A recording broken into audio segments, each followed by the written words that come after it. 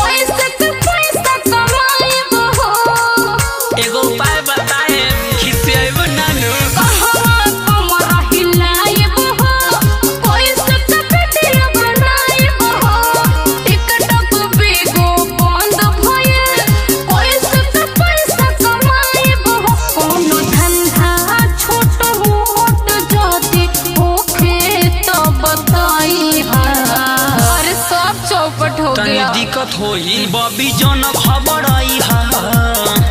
तनिका दिक्कत सही हा ए बबी जन खबर आई हा अच्छा तनिका दिक्कत सही हा अरे ये कौन काम है अच्छा सुना ना वही पलोई का पटोई हा आँखों में रुपया कमाई हा अरे हमसे ना होएगा बबी बैठल खाई हा सब चौपट हो गया वही तो कमरा हिलाई हा अरे खुल के बताइए ना बबी जन खबर आई हा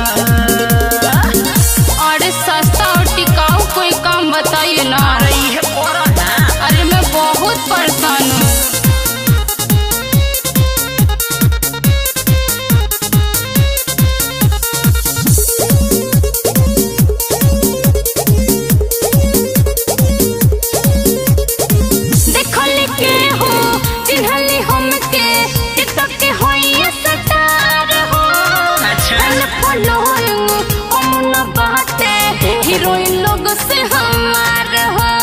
बुझला ये बाबू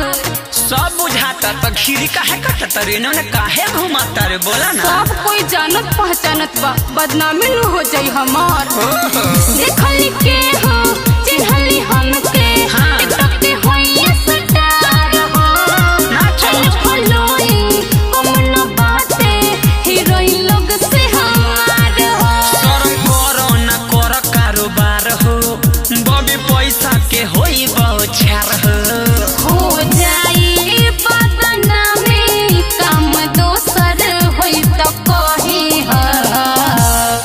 अरे कहबन अरे हाँ हो बबी जन खबर आई हा तनिका दिक्कत सही हा ए बबी जन खबर आई हा अच्छा तनिका दिक्कत सही हा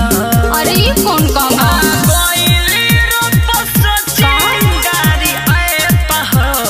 अच्छा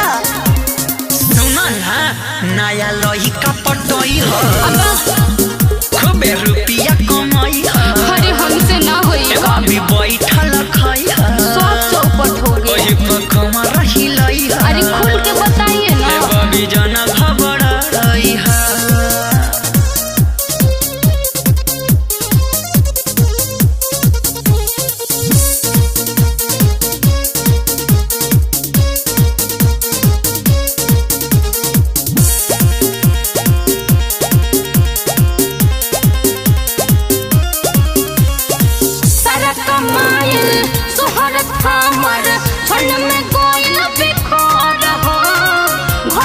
चूल्हा फूको ताने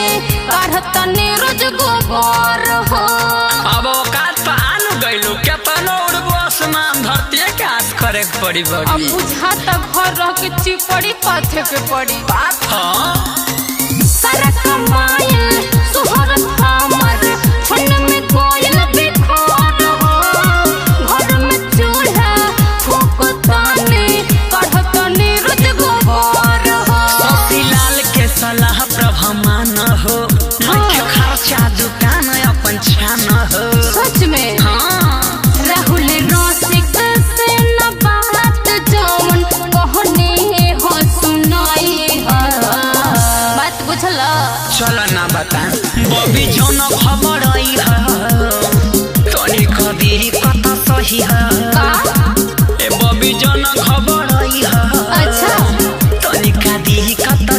हा। अरे ये कौन काम है?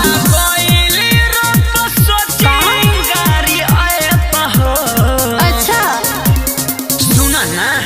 नया लोही का पटाई हो आँखों में रुपया कमाई हो। अरे हमसे ना होई अभी बैठल खाई हो सब चौपट हो गए। वही पे कमर हिलाई हो। अरे खुल के बताइए ना। बबी जन घबराई हो। अरे इंडिया का भागी ना तू एक बार वायरल हो तो जिंदगी भर रहबू।